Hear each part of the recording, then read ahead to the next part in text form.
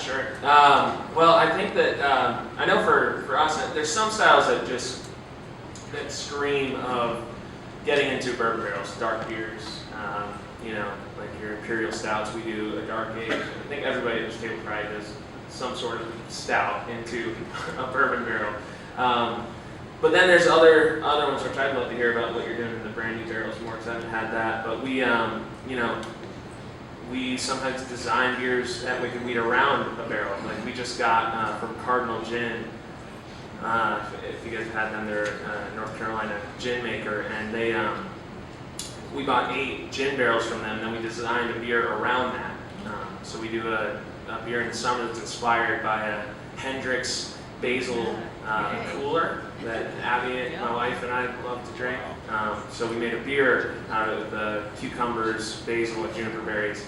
That's our summer ale. And, when we got these gin barrels, I was like, well, we got to do an imperial version of that. So it's a 10% version of that beer that we just put into those barrels. So I think it just kind of depends, for us at least. Now, sour beers, it's out of necessity. They have to go in the barrels. We couldn't afford to have the amount of stainless that it would take to sit around for 8 months in the barrels. So, but yeah, that's kind of how I guess we kind of decide over there. For instance, we take our sexual chocolate imperial stout.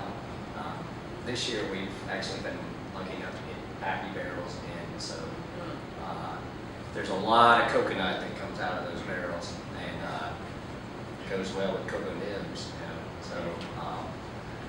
But that beer obviously was not designed around barrels. It just happens to be improved a lot in the barrel. But, again, all our beers that we put in, we actually do 2 stouts and a porter, generally speaking, and like I said, much smaller runs of double IPA, hoppy, that kind of stuff in second run. Fullsteam kind of fell into one of those, hey, what else can we put in these barrels? Not many barrel-aged lagers, so we thought, well, why not? We're already breaking a lot of rules with some of the ingredients we use, so might as well throw a lager in there and see how it does. And it ends up being pretty good, but by the time that beer gets into a barrel, the barrel's been well used, so it doesn't pick up quite as much of the bourbon. And then, of course, we got the one sour beer, and about 3 years ago, I racked over some working man's lunch. Kind of going for a hoot brewing kind of style beer, and that's when I inoculated with all sorts of random stuff that I've been collecting, and with rosewood from Wyeast. But 2 of our beers definitely playing around barrels, and then the rest were just kind of, hey, let's see what happens. Working man seems to work out really well with the bourbon barrel.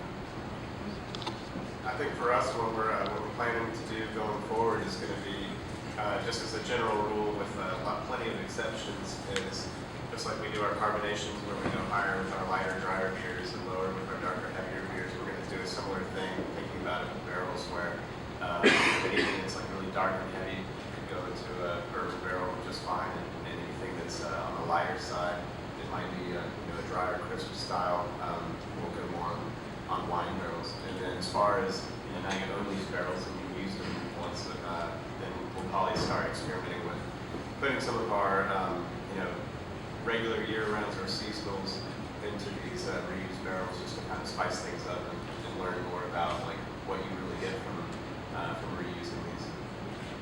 Girl that was the beer manager for the restaurant in Raleigh came upon a brandy barrel from a distillery in Lenore, North Carolina, and I had never had apple brandy. She, sent the barrel to the brewery, and I never even opened the bung to even smell in it to see what it was going to be like. And it just sat at the back door for a number of weeks, but I knew I had to do something with it on the pilot system for the beer dinner, because it was being planned for the beer dinner. That's why she gave it to me. And it was literally one morning I woke up and I thought, how about I brew a Belgian double that I've never brewed, use a yeast that I've never used before, and I'll add a bunch of figs and raisins to it, and I'll brew this beer. And it is probably one of the beers that I'm most proud of that I like. It's in the window pane series is figs and raisins. The other three, the blackberry, the peaches, and raspberry are all in wine barrels, and the fig and raisin is just the one in the apple brandy barrels, and it's fantastic. And since then, from that pilot batch, it is now a 20-barrel window pane series beer, and so by saying that, that was something where I ended up getting the barrel and then designing the beer around it. It was basically what you said. So the others, again, putting the dark beers in whiskey barrels and things like that. I think that's just kind of a given for us, and has been in the industry standard for the last 7, 8, 9, 10 years. So I think